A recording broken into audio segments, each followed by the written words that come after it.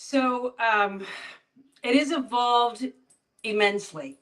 A couple months ago, I wrote a LinkedIn post where I pretty much kind of discovered that over time, especially in teaching and education, I went from mama bear to mentor. And I likened it because at the time I had small children. My children were like uh, 7 and my twins I think were just turned or 3, right? They were like 6 and 3. They were small. And I just remember that I needed to nurture my kids. So I just kind of pulled that over into nursing and I really nurtured my students.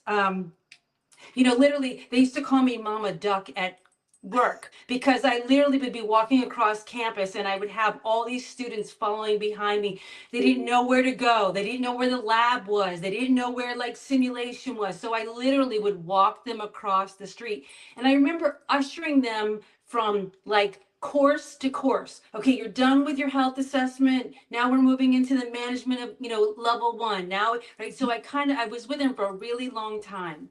And then as I started to move along, and I guess as my kids were growing up, I kind of got to that point where I was like, you know what? There are consequences for your actions.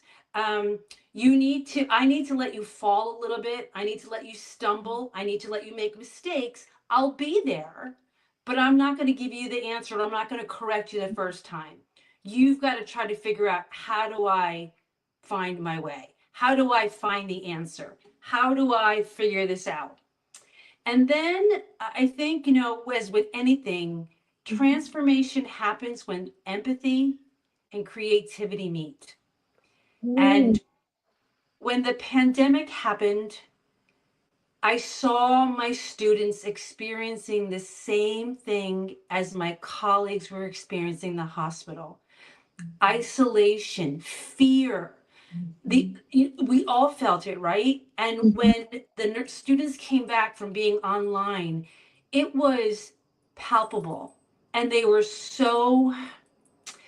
just so into themselves, and they just didn't know how to express what they were feeling because they didn't have the words. And so I felt, just like with my own children, it now came a time for me to start using trauma awareness inside the classroom, right? So I transformed my teaching into using trauma informed pedagogy. And I just think that when nurses naturally feel seen, mhm, they become more accepted to cognitive level of thinking. They mhm. Creativity comes out of them. So I kind of saw that, and that's how it's evolved for me over time. And that's the same thing I think with my practice. I'm always evolving. I'm always trying to use an innovative way, or always thinking differently, as I always have been for my whole life. So I think that's how it kind of started. I love this, Kathy. And you talk about, you had a post and it resonated so deeply with me. You talked about producing thinkers, not just practitioners. And Yes. that was just so deep. So what I was thinking is your role as an educator, what are some of the strategies and mindsets that are most effective in helping your students to become critical thinkers rather than just competent technical nurses?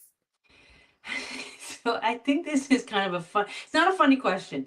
It sometimes puts me into a predicament, because I teach all levels of thinkers, right? And so just as my intro to nursing or my pre-nursing students are in my class with me, and I tell them this like right from the beginning, I have high expectations of my students. But that being said, I will never leave your side until you figure it out. And Mm, so, if I can encourage students to, okay, go beyond. Okay, so you gave me an answer. mhm, Yes, and. mhm, Yes, and. What else do you want to do? So I make them push themselves. Like, oh, I never thought about that. Well, think about that. How would those two come together? What if I took this? And what if I took this and I put them together?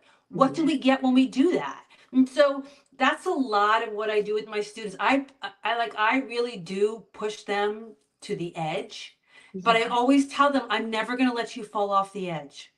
I'm always going to have you tethered to me until you're ready to say, okay, it's time for me to climb the mountain by myself.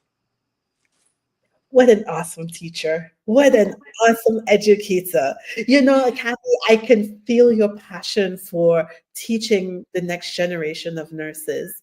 But I've known you from since the innovation space, and Yeah. I now you're the director of innovation in the Yes. school.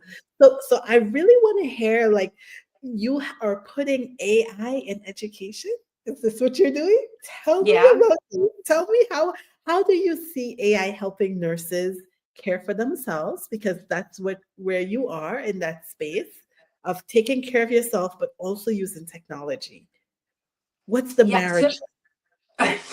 so I think we're all still figuring that one out, Yes. because AI Yeah. is a new space. Hmm. But just like anything that I do, I always do my homework first.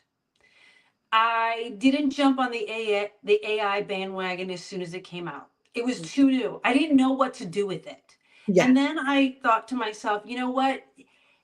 People are using it and people are talking about it and it's going to be around for a long time. I need to know what it's all about. So I Yeah. did a lot of work. What is generative AI? What is AI? I mean, we've always had AI in nursing. We've always had data analytics. Hmm. We've always had predictor models, right? Hmm. But that was the stuff they did in the hospital. And we didn't really talk about it in nursing education because the big technology for our students was always electronic documentation. And I was like, no, it's so much more than that, right? And so I really did my homework and I thought, you know what? We could really harness this thing called generative AI to teach people, not only students, but even nurses who are practicing, how we can augment our thinking. It doesn't replace it. It just kind of helps it. I said to one of my friends the other day, I was talking about how I've been using AI to help me with some assignments. And I said, and she's like, you're using it for assignments. And I said, so here's the thing. I think that if I can save an hour to 2 hours where I would be sitting and looking and thinking and putting together where I can go to a space, right, and talk to this AI and say, these are all the things I'm looking for. Here are Hmm. my parameters. This is the level of my students. Here's the expectation. Here's the competency I want to have produced. Give me 4 or 5 different assignments other than a reflection Yes. that could demonstrate to me that the students knew what they were talking about. They were Mm. competent in this concept, these ideas. And I said, that would free me up for like 3 or 4 hours that I could either spend with my family, or Yes. maybe I could do something differently with my students in class, Mhm. or I could do, it would just, I wouldn't be feeling like I'm always going from one thing to the next. I'm Wow. working, I'm on my computer, I'm answering emails, I'm going to meetings. Mhm. Like there is some way that we can do this. So in what I'm doing in my classes right now is, and I do it with my students, I teach them how to be respectful of AI, how to be an ethical user of AI, and when the information is distributed to me or to them, how do I really use my lenses knowing that AI has so many built-in faults already. Yeah. For example, we talked about social determinants of health, and I said to my students, I want you to go to any generative AI. You can use ChatGPT, you can use Perplexity, you can use, DeepSeek, whatever. And I want you to ask it, pick a vulnerable population and give you like 10 common or some big health issues in this population. And then when he gives it back to you, I want you then to go and validate that information at the CDC or the National Institute of Health, or even maybe a disease center that might prove this to you.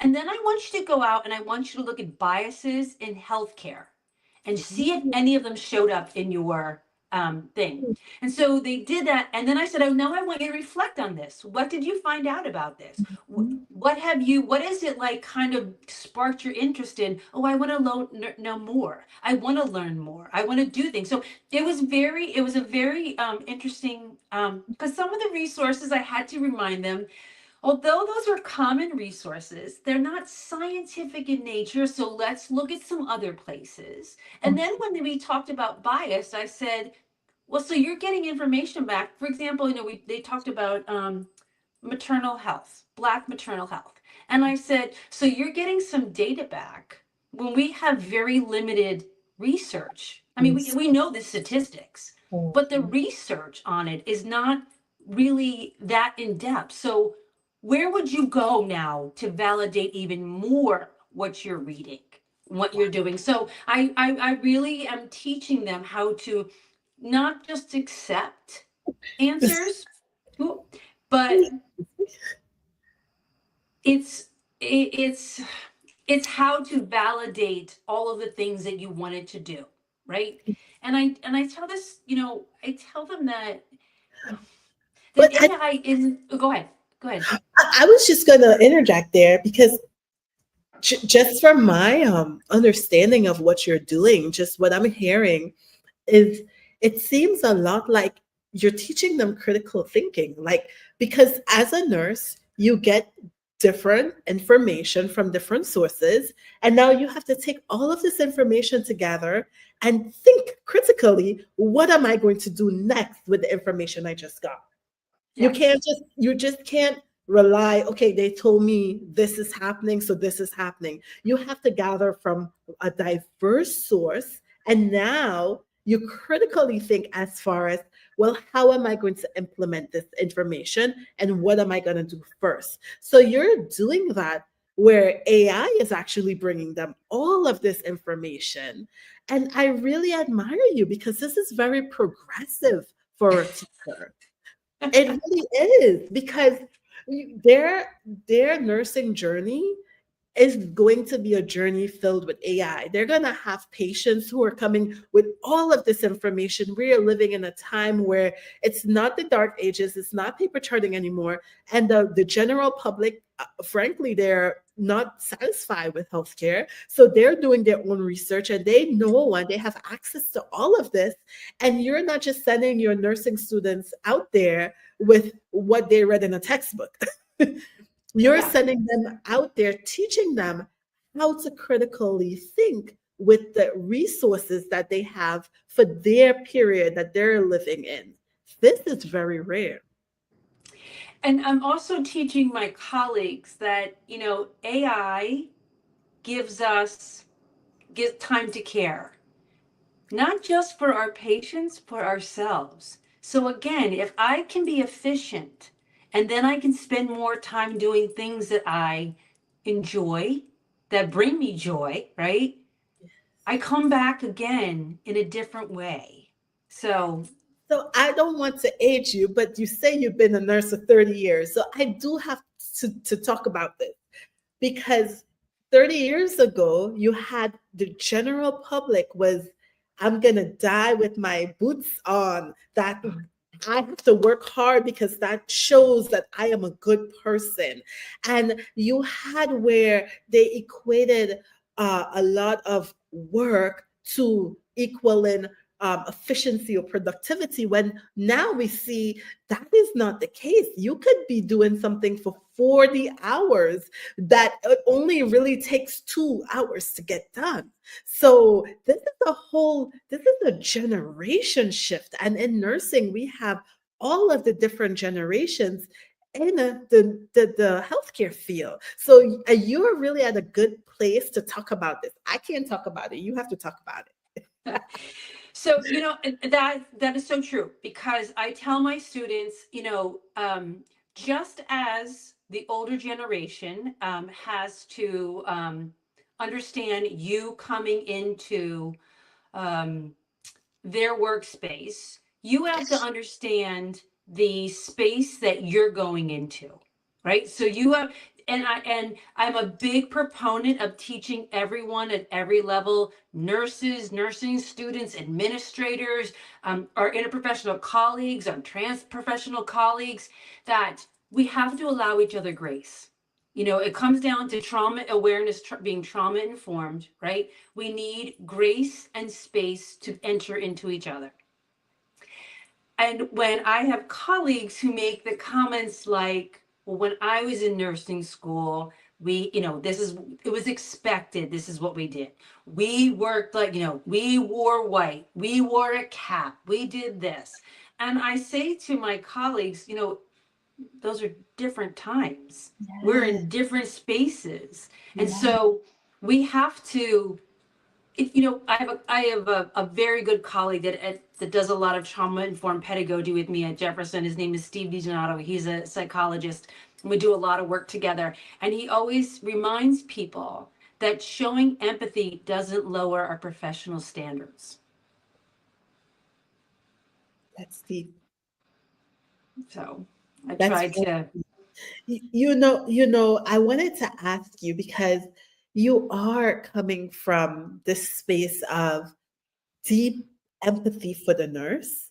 Mhm. That's what I got when I saw what you and Charlene Platten created with your actual model. I think you guys won it for Microsoft, the hackathon. Were you Yeah. guys winners of the hackathon? And so you created, and for our audience who may not know, you were actually the co-founder of Fifth Window, which is an Hmm. application that allows nurses to take care of themselves and pour back into themselves. So, coming from this space of deep empathy for the nurse and building the nurses of the future, how do you think your work with the Fifth Window impacted your role as a chief innovation officer today? Um, so, Fifth Window isn't just an app. It's a space for belonging. And I think that's what transfers to Fifth Window and what Fifth Window transfers back to me. We wanted to create a space where nurses always felt like they belong. And if you've seen any of my LinkedIn posts, if you've heard me talk on any other podcast, I am so deeply passionate about developing transformational belonging in my classrooms, which then translates into transformational belonging in nursing. Everyone, I want every single nurse and every single student to look out into the world of nursing, the over 4 million of us that are here in the United States, and see someone that looks like them, that thinks like them, that acts like them. Because when you create belonging, people show up differently. And that's exactly what we wanted to do with Fifth Window. We wanted to create a space where nurses felt like they belong. And in the same time, we noticed that when we came together and we felt like we belonged, we felt joy. So we have, since we won the hackathon, we have kind of pivoted our vision and our mission to what we call, nurse your joy. Joy is much different than happiness. It Joy is. has to, yeah, joy has to be cultivated, and it has to be nurtured, and it has to have, you have to pour into joy, right? But when joy shows up, wow, it just feels so different, right?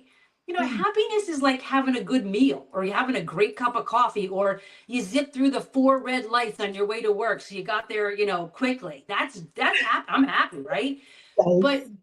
joy might be, okay, so I'm in line at, my favorite coffee shop, but oh God, I smell those beans roasting. And I remember that time when I got to sit here with one of my friends that I hadn't seen in a long time, or I'm drinking out of my one of my favorite mugs today. And oh my God, I just love when I can sit and have a cup of coffee, right? So that's what joy is all about. And that's really what Fifth Window is all about, is doing, is finding space, cultivating joy, and really helping people experience it. Because when you lose it, it's sad, right?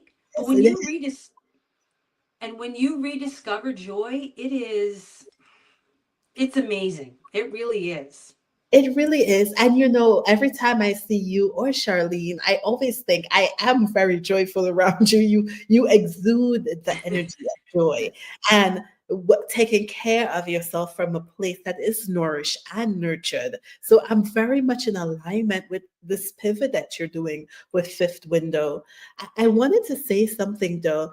This Meet the Experts. So on LinkedIn, this show is based for LinkedIn. It's made for LinkedIn. And it's because I've seen in the past 5 years, I've cycled through so many nurses on LinkedIn, and something remains very constant that is in stark contrast with the outside culture of nursing, where you get this warm, joyful, encouraging, supportive nurse, and the hierarchy does not matter. The goals, the aiming, the let's change, let's do something good, let's be together. No matter where in the world you have this nursing culture on LinkedIn, and I am not being paid by LinkedIn to do this, but I felt as though this is it's already there.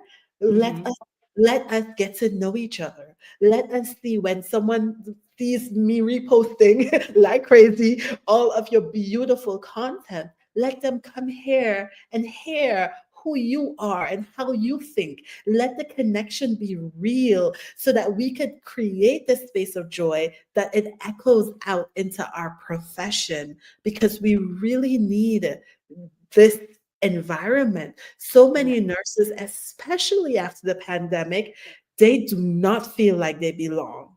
It doesn't Yeah. matter what setting, they do not feel that belongingness. And to have you here talking about infusing the feeling of belonging into the younger nurses coming up, this is very, very powerful, Kathy. Mm. Thank you. It started a few years ago when I took over teaching the intro to nursing class, and I wanted students to see themselves in nursing. Like I look out into the audience, right? My little classroom, and it is so diverse. And when I looked at the textbook that I was teaching from, and we talked about the history of nursing, I was like, they don't see themselves in this book. And Yeah. so I created my own final assignment where they have to find a nurse, either current today or in history, that they feel some sort of connection. They look like them, they talk like them, they came from the same country, the same state, the same background, and they have to, present it to their fellow classmates, and then they have to tie it to, with the ANA code of ethics, and what did they do about advocacy, and things like that. And once they do that, they have to write a reflection on the journey, the process of them doing this research. And this is probably the first year, like last spring, when I ever was brought to tears, when I literally read students' reflections, and they said, "I never knew that there was a nurse that looked like me." And look at all, and they said things like, "And I feel like I have to pick up the torch and carry on her legacy." And I was like, I just want you to feel like you belong. Like I just want you to feel like like you said on LinkedIn, we are a very open and receiving and welcoming community. Nurses are, right? Yes, Not just on LinkedIn, but nurses in general. yes, yes, And and I really do, I really hate when we say nurses, eat their young, or the toxicity that we see sometimes in practice. And I just think to myself, didn't anyone make you feel like you belonged here? Like, is that why it's happening? Like, yeah. what happened along the way to you? And I think some people are coming from the type of education that actually were trying to weed you out before you Yeah. got started. So that brought in that kind of animosity and really fueled it. But I had a question here I wanted to ask you, because on here on LinkedIn we may have a lot of educators, administrators, and practicing nurses, and they may be listening to this, but they may not fully understand all that you have to do in preparing the next generation of Mm. nurses. Could you speak to the challenges that you were presented with such a diverse and rapidly changing ecosystem to prepare nurses so they pass the NCLEX and assimilate into the system. It's a lot. Can you speak to this? Yeah. So it's a fight I fight every day. As you would have seen my last week's post about nurses just don't work in acute care settings. We work everywhere that you can imagine a nurse could be. Yeah. So we have to get away from that mindset that we teach skills. And I find that when I have new adjuncts or someone new comes to the college, and I'm mentoring them, I often say there are things that you have to think about when you are teaching students, that skills are not concepts. Skills are interventions that go to a concept. So it's really important that we start from the beginning to teach students how to think. And the only way that we do that is really to have trauma informed pedagogy, to have design thinking, which then creates curiosity in our students, and psychological safety. Because when you have psychological safety and curiosity just keeps opening up, and students will feel safe and they'll ask questions and they won't feel bad if they get it wrong. Or oftentimes I'll tell students, I don't say that's not what I was looking for. I'll be like, well, that's probably not what I was looking for, but thank you for sharing. But this is where I was coming from, right? I never correct I really try not to correct them that they're wrong. I will say, well, this was my thinking, and maybe I didn't ask it the right way, or maybe I didn't say it the right way. So what if I phrased it like this? And sometimes they, come up with a right answer, and sometimes you just don't know the answer. So I always want them to feel that the space is safe. And I think that's what we have to really do in nursing education: encourage questioning and imagination and, compassionate reasoning. Those are the things that we need to do. We need to get away from policy and procedure, step 1 through 5, check the box, move on to the next one. Because the reality of this, Kathy, is that if you are that way, AI is going to take over. AI is going to take over. They're going to take your job. But like you said, compassionate reasoning, design thinking, like these, really getting to the students, really getting the profession to the heart of the profession with the students. This is what's going to make us stand out. This is what's going to make us use AI and all the other things that's going to come after it as tools that will help us, not things that will replace us. Yeah. I tell my students all the time, I am not here to make you perfect. I'm here to make you think. Mm. Wonderful. Excellent. You were excellent. I'm so glad I took time to sit with you. I should have had my cup of tea or coffee. I'm like, this, I really feel like this is a beautiful chat and our audience gets to be a fly on the wall. So now, audience, I have asked Kathy all of my questions. What questions do you have for her? If you are not already connected to her, please connect with her. You could tell she is on fire. She loves nurses. She loves this profession. And she really is an uplifter of the profession. So please connect with her. If you are watching the replay, feel free to leave your comments and I will get the comments back to her. Or you can ask her and she will chime in. She is very responsive here on LinkedIn. Thank you so much for joining us, Kathy. Thank you so much for joining us, audience. We really enjoy you adding to this beautiful, beautiful culture we have here. You are an expert. If you would like to be interviewed, reach out to me. If you would like to connect with Kathy, she is very findable. Thank you so much, and you have a wonderful, wonderful day. Oh, thank you, Casey. I really appreciate it. Thank you.